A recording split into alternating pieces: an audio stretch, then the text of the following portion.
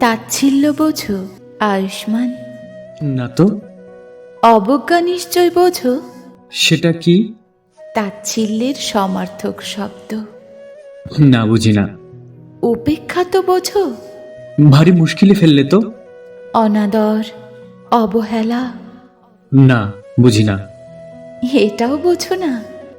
আচ্ছা, তুমি ঘৃণা বোঝো?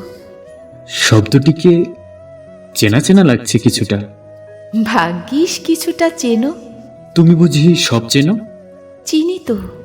কবে থেকে? জন্মের পর থেকে কিছুটা চিনতাম।